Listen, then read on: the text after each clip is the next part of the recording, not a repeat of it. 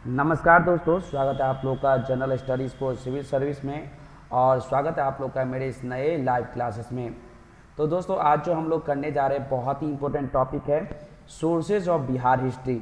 बिहार के इतिहास के स्रोत को आज हम लोग देखेंगे, इसे प्रस्तुत करूँगा मैं। आप लोगों को करना क्या है दोस्तों, सबसे पहले सब्सक्राइब करना है, ठीक है। सब्सक्राइब करने के साथ ही दोस्तों आप लोग को क्या करना है, लाइक करना है, कमेंट करना है और शेयर करना है। आप लोग ऑफलाइन मोड में भी देखेंगे तो कोई बात नहीं, लेकिन कमेंट जरूर करते रहिएगा, ठीक है, और लाइक भी जरूर करिएगा। आज का जो टॉपिक है दोस्तों, मैंने आप लोग को बताया कि बिहार के इतिहास का स्रोत क्या क्या है, इसको हम लोग को कवर करना है। तो मैं तो पहले बैकग्राउंड बताऊंगा, देन उसके बाद हम लोग जो है जो सोर्सेज को डिस्कस करेंगे। तो दोस्तों जो हमारे स्रोत होगा, सोर्सेज होगा, ठीक है, इसको देखिएगा, ठीक। जो हमारा सोर्सेज होगा उसको हम लोग दो भागों में बांटेंगे। पहला क्या कि पुरातात्विक स्रोत, ठीक है, ये ध्यान में रखना है। देन दूसरा जो होगा दोस्तों, ये होगा आपका साहित्यिक स्रोत। क्या होगा? साहित्यिक स्रोत होगा, ठीक है, लिटरेचर, ये ध्यान में आप लोग को रखना है। तो बैकग्राउंड में चलते हैं, कुछ चीज़ें को डिस्कस करते हैं। आप लोग जो है नोट भी कर लीजिएगा ये सारी चीज़ें, क्योंकि जो मैं बताने जा रहा हूँ बहुत इंपॉर्टेंट, स्लाइड्स नहीं होगा, बस मैं बताऊँगा अपने नॉलेज से। दोस्तों जो बिहार का इतिहास रहा है, ठीक है, बहुत ही शानदार रहा है, बहुत ही समृद्ध और वैभवशाली रहा है, ठीक है, बहुत ही समृद्ध और वैभवशाली रहा है, ये ध्यान में आप लोग को रखना है। संस्कृतियों और धर्मों के अद्भुत समन्वय ने जो बिहार को विश्व के इतिहास में सर्वाधिक महत्वपूर्ण स्थान दिया है। दैट मीन्स कि जो कल्चर है और रिलीजन है, इन दोनों का जो आप लोग का मिक्सचर है, इससे हुआ क्या है, बिहार का वर्ल्ड हिस्ट्री में बहुत ही इम्पोर्टेंट जो एक प्लेस है।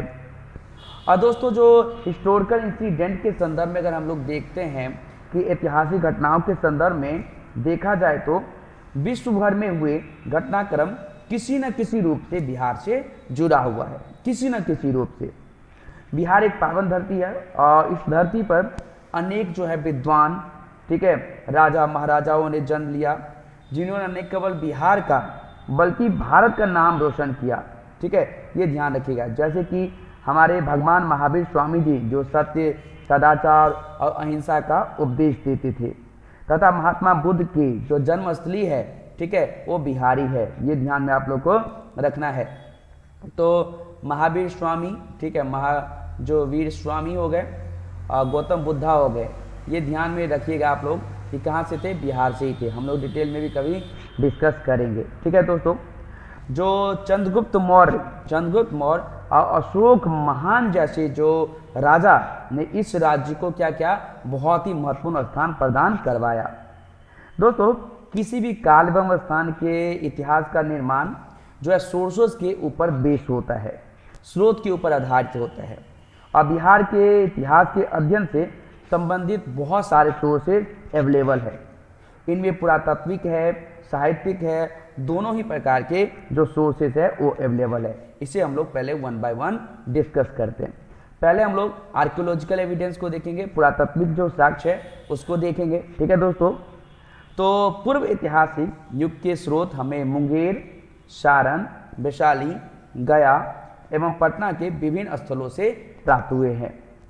इनमें सारण के चिरान से नवपाषाणकालीन अस्थि उपकरण, वैशाली के चेचर, गया के सोनपुर तथा पटना के मनेर में जो है ताम्र पस्तर युगीन उपकरण एवं मृदभांड प्राप्त हुआ है, ये ध्यान में रखिएगा। यहाँ दिया हुआ है ना, देखिए, पैलियोलिथिक मुंगेर एवं नालंदा से, मिसोलिथिक हजारीबाग, रांची, सिंहभूम एंड संथाल प्रागंज से जो आप झारखंड में है। न्योलिथिक का देखिएगा चिरांद इन सारण एंड चेचर इन वैशाली। ध्यान दोस्तों 80 जो पिलरों को ध्वस्त करने का जो हॉल है वो कुम्हरार पटना में मिला है।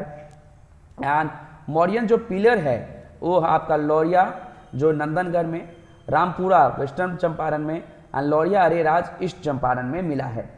सील्स एंड क्वाइंस और गुप्ता पीरियड जो है दोस्तों वैशाली में मिला है, ये ध्यान में आप लोग को रखना है, ठीक है।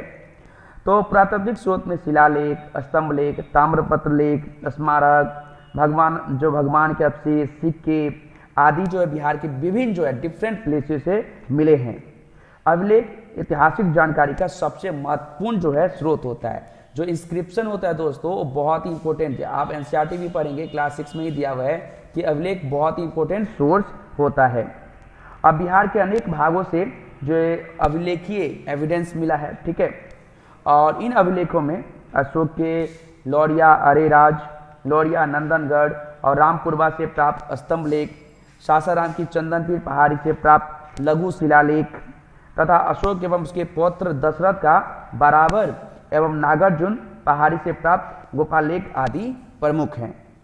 अब बिहार में दोस्तों पाए गए मौर्य अभिलेखों की भाषा कैसी है? प्राकृत और लिपि है। याद रखिए, लिपि कैसी है? ब्राह्मी। प्राकृत भाषा है, ठीक है। कैसा भाषा पाए गए बिहार में? प्राकृत भाषा। लिपि जो है दोस्तों वो आपका क्या है? ब्राह्मी है। ये ध्यान में आप लोग को रखना है, ठीक है दोस्तों। पटना से प्राप्त जो है हमें यक्ष प्रतिमा भी मिला है, उस पर 2 अभिलेख है। पटना से जो प्राप्त यक्ष जो प्रतिमा मिला है पटना से, उस पर 2 अभिलेख है। वैशाली जिले के बसार से महादेवी प्रभु दाया के भी 2 अभिलेख हमें प्राप्त हुए हैं बिहार में। ये सब इंपॉर्टेंट पॉइंट्स है, इसको नोट डाउन करके रखिएगा। तो दोस्तों जो बसार से प्राप्त एक मुहर जो महादेवी ध्रुव हम कहते हैं ध्रुव व स्वामिनी की है, इसमें ध्रुव व स्वामिनी को चंद्रगुप्त द्वितीय की पत्नी तथा गोविंद जो है गुप्त की मां बताया गया है। ये ध्यान में आप लोग को रखना है, ठीक है। और दोस्तों गुप्त काल के समय के प्राप्त अभिलेख जो है संस्कृत भाषा में, जो ये गुप्ता पीरियड के जो पाए गए अभिलेख किस भाषा में है? संस्कृत भाषा में है, ठीक है। इसको याद करिएगा, संस्कृत भाषा में मिले हैं और जिसकी लिपि जो है सेम है, ब्राह्मी लिपि है। लिपि सेम है, ब्राह्मी लिपि है, ठीक है। और बसार से मिट्टी की 2 मोहरें भी मिली है। बसार से जो मिट्टी की 2 मोहरें मिली है जिस पर लेख लिखा हुआ है। और बसार से एक प्राप्त मुहर जो महादेवी ध्रुव जो स्वामिनी की है, और ध्रुव स्वामिनी को चंद्रगुप्त द्वितीय की पत्नी और गोविंद गुप्त की मां बताया जाते हैं। मैंने आप लोग को बताया है। बोधगया से प्राप्त एक अभिलेख में श्रीलंका के एक भिक्षु महामना द्वितीय का वर्णन है। ये याद रखिएगा, क्वेश्चन पूछा जा सकता है कहाँ के अभिलेख से जो है हमें श्रीलंका के एक भिक्षु महामना का वर्णन मिलता है? तो बोधगया से प्राप्त एक अभिलेख से। और दोस्तों इस अभिलेख में कहा गया है कि महामना द्वितीय ने बोधगया में वज्रासन के समीप एक प्रसाद बनवाया था। और नालंदा से प्राप्त दोस्तों गुप्तकालीन मोहर से गुप्त वंशावली का जो हमें वर्णन प्राप्त चला है। तो आप लोग को पता ही होगा कि नालंदा का निर्माण जो है कुमार गुप्त ने करवाया था। आप लोग को ये याद ही होगा, है ना। याद करके भी आप लोग को रखना चाहिए, यहाँ से क्वेश्चन पूछा जाता है, ठीक। तो हम लोग कहते हैं नालंदा से प्राप्त जो इंस्क्रिप्शन हुआ है, अभिलेख जो हुआ है, वहाँ से हमें गुप्त के वंशज के बारे में पता। और नवादा के निकायों से प्राप्त आदित्य सेन के गुप्तकालीन पाषाण अभिलेख में उत्तर गुप्तकालीन पाषाण के संस्थापक कृष्णगुप्त से लेकर के आदित्य सेन तक के इतिहास की जानकारी हमें मिलती है। और बांका जिले के बौंसी में स्थित मंदार पहाड़ी में आदित्य सेन का अभिलेख प्राप्त हुआ है। तो याद रखिएगा कि बांका जिले के, ठीक है, याद रखना इंपॉर्टेंट है कि बांका जिले के बौंसी में स्थित, बांका जिले के बौंसी में, ठीक है, बांका जिले के बौंसी में स्थित मंदार पहाड़ी से आदित्य सेन का अभिलेख प्राप्त हुआ है। तो मंदार पहाड़ी कहाँ हो गया? बांका में। बांका में भी कहाँ? बौंसी में। ये याद रखना है। और दोस्तों आगे हम लोग बढ़ते हैं। तो इसमें मंदार पहाड़ी से जो आदित्य सेन का अभिलेख प्राप्त हुआ है, इसमें तालाब खुदवा के पास हम लोग कहते हैं देव वरुण आर्क से जीव गुप्त द्वितीय का एक पाषाण अभिलेख मिला है, जिसमें उत्तर गुप्त शासकों की वंशावली है। याद रखना ये। और दोस्तों पूर्व मध्यकाल में पाल शासकों के अभिलेख दक्षिण एवं मध्य बिहार के कई स्थानों से हमें मिले हैं, कि जो कौन से लैंग्वेज है? संस्कृत लैंग्वेज में है।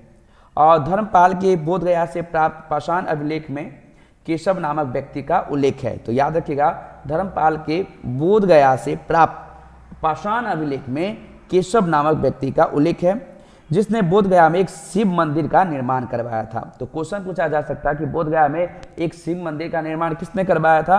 तो केशव ने करवाया था, ठीक है।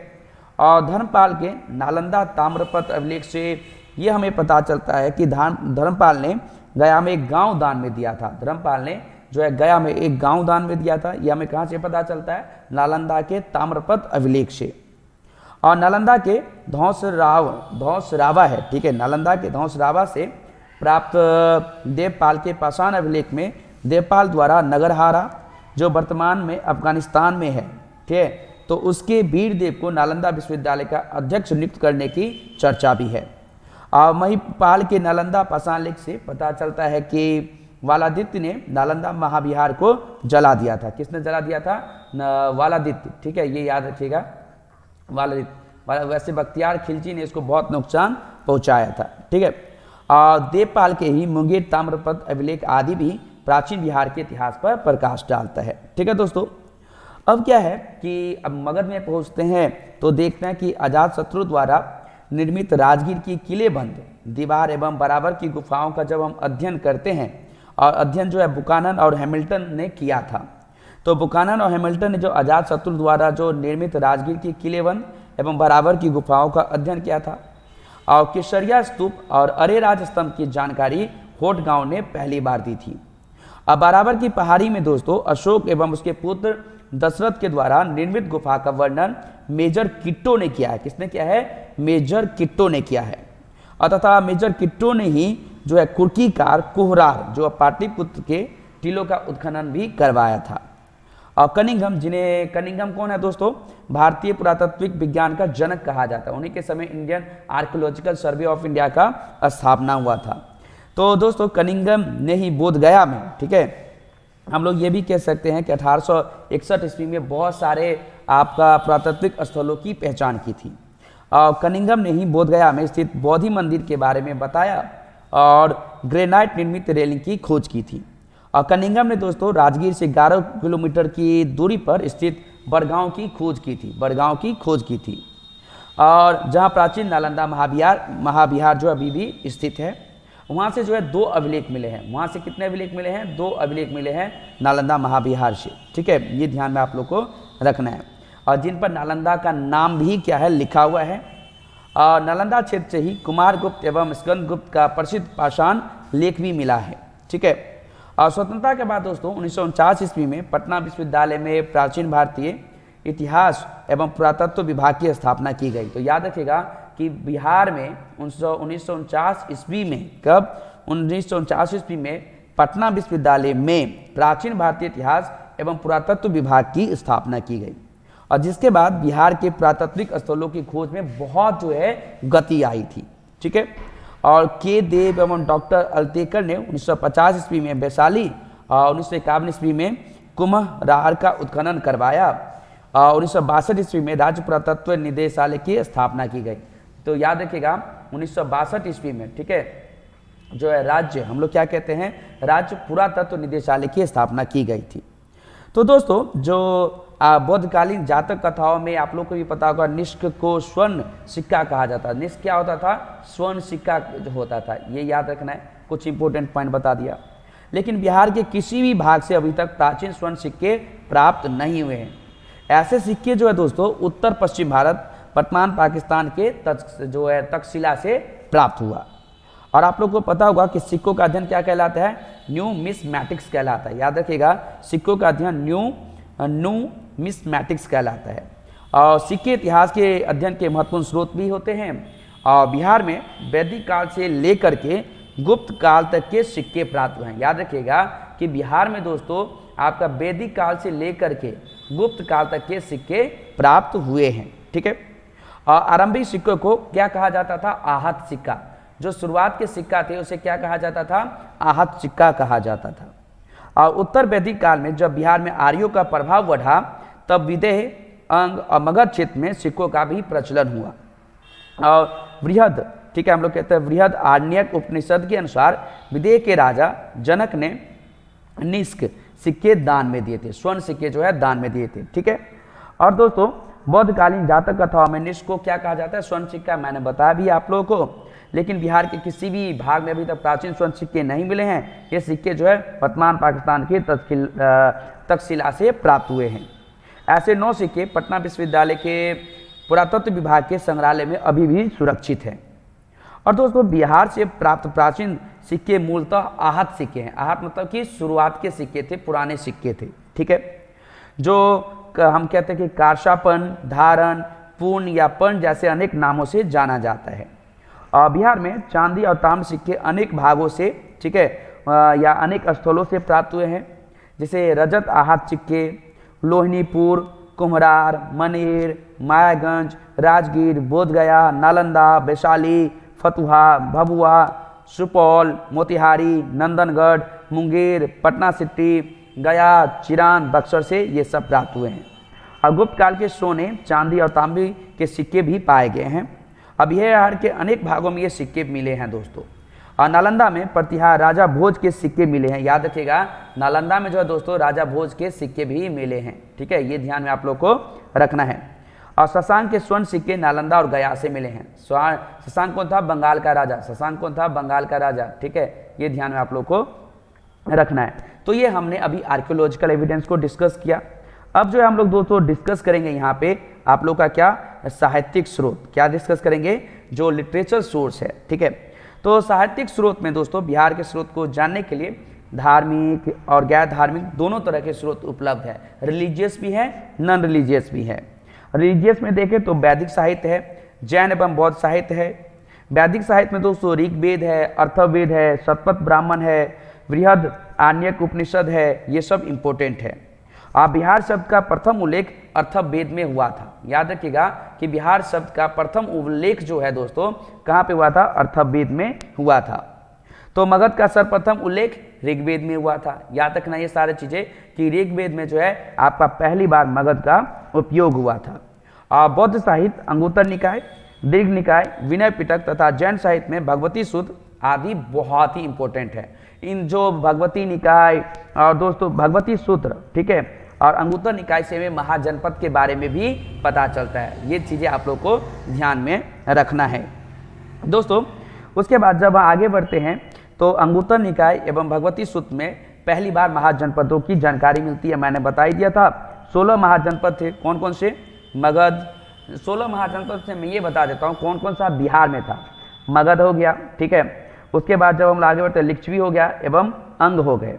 मध्यकाल में मिहांजे सिराज की पुस्तक तवाकते नासरी, अब्बास खां शेरवानी की तारीख शेरशाही प्रमुख स्रोत है। ये हो गया मिडिएवल सोर्स, ठीक है। और तवाकते नासरी भारत में तुर्कों के आगमन का प्रारंभिक इतिहास है। याद रखिएगा, यह भारत में लिखी गई हम लोग कहते हैं ना कि तारीख जो मिहांजे सिराज जो है दोस्तों वो फारसी में लिखी गई, ठीक है। भारत में प्रथम रचना है, ये याद रखना है। तारीख शेरशाही शेरशाह का प्रशासन और इतिहास जानने का एकमात्र स्रोत है, सोर्स है। और जो हम लोग कहते हैं इख्तिसाम दहलवी की, ठीक है, वसाती नुल उन्स, शेख कबीर की अफसाना शाही, रिजकुल्लाह की रचना वकीयाते मुस्ताकी, गुलाम हुसैन की ठीक है गुलाम हुसैन सलीम की रियाज उल सलातीन तथा गुलाम हुसैन तबात बाई की रचना सियर उल मुताखेरीन आदि भी बिहार के मध्य इतिहास के स्रोत हैं, ठीक है दोस्तों। और इसके अतिरिक्त विद्यापति की कीर्तिलता एवं कीर्ति पताका, ज्योतिरेश्वर की वर्ण हम लोग कहते हैं वर्ण रत्नाकर तथा चंदेश्वर की रचना रजनी रत्नाकर भी मध्यकालीन बिहार के इतिहास का प्रमुख स्रोत है। अब भारतीय इतिहास के संदर्भ में लिखी गई रचनाएं जैसे कौटिल्य का अर्थशास्त्र, पाणिनि की अष्टधाई, गुप्तकालीन साहित्य, जियाउद्दीन बर्नी की तारीख फिरोज शाही, बाबर की तुज़्क ए बाबरी, अब्बुल फजल का अकबरनामा आदि भी बहुत इंपॉर्टेंट सोर्स है। जो मैंने बताया सबको आप लोग नोट डाउन भी कर सकते हैं। तो ये जो हमने डिस्कस किया दोस्तों पुरातात्विक और साहित्यिक स्रोत जो है, इसके अतिरिक्त जो फॉरेन ट्रेवलर होते थे उनका भी जो इतिहास है बहुत इंपॉर्टेंट है। जैसे कि यूनानी यात्री मेगास्थनीज की रचना जो है इंडिका, फाहियान, वेनसांग, इत्सिंग, इन सब का जो आपका वर्णन है वो भी बहुत इंपॉर्टेंट है। मुगल काल में भारत आए यूरोपीय यात्रियों में Ralph Finch, Edward Terry, John Marshall, Peter Andy, Manrique, Manucci, उसके बाद टर्नियर आदि जो है वो भी बहुत सारे इंपॉर्टेंट है। ये सभी बिहार के बारे में डिस्कस किए हुए थे, ठीक है। तो ये सारी चीज़ें हम लोगों ने डिस्कस अभी कर लिया, बहुत डिटेल में मैंने आप लोग को बताया। तो यहाँ पे ये मैं आप लोग को जो है कहानी वाइज बता रहा था। अब लिटरेरी सोर्स में यहाँ पे आप लोग को दिया हुआ है कि Shatapatha Brahmana refers that Aryan civilization beside the Ganga. Then जो है अथर्ववेद एंड पंचवीस ब्राह्मण जो थे इसे क्या कहा जाता था? Refer to wandering ascetic in ancient Bihar as वर्तियास। ये सब घूमते रहते थे, ठीक है। ऋग्वेद जो है mention untouchable people of the region as की कैट, ये भी मैंने डिस्कस किया। देन पूर्णा है, रामायण है, महाभारत है। बुद्धिस्ट लिटरेचर में अभिधम पिटक है, विनय पिटक है, सूत पिटक है, ठीक है। अंगुत्तर निकाय जो है महाजनपद के बारे में बताता है। दिग्ग निकाय, दीप हम लोग कहते हैं दीप वंश एंड महावंश, ये सब बहुत इंपॉर्टेंट है। जैन लिटरेचर में भद्रबाहु कल्पसूत्र की जो रचना है, ठीक है, ये भी बहुत इंपॉर्टेंट है। तो ये सारी चीजें जो मैंने आप लोग को बताया बहुत इंपॉर्टेंट था। किससे रिलेटेड? सोर्सेज ऑफ बिहार से रिलेटेड। ऐसे जो है दोस्तों हिस्ट्री वाइज आप लोग को